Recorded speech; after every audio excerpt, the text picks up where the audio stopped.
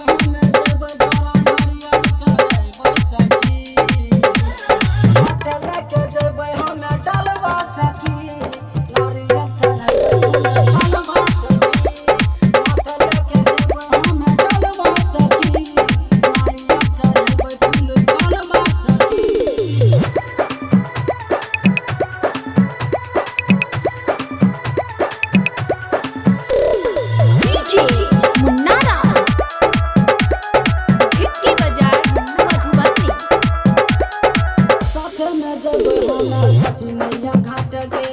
समी करब छठी पतनी के साथ गे मैया से मंगबै सखी हम बर्तन गे दुख बाबू हैर लेते हमरा सुबह समय गे दुख बाबू हैर लेते हमरा सुबह समय गे सामने में देबै हम छठी मैया घाट गे समी करब छठी पतनी के साथ गे मैया से मंगबै सखी हम बर्तन गे दुख बाबू हैर लेते हमरा सुबह समय गे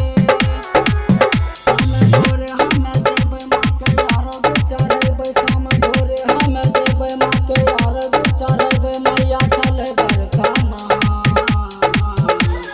माता लेके जेबै हम डलबा सखी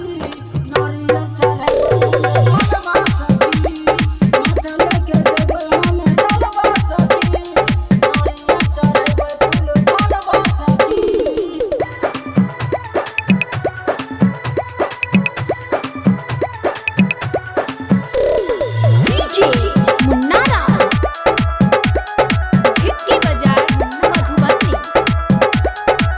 हमरा दादे के मैया भोरे दर्शन गे खोजले रहिए गे मैया तोहर नयन गे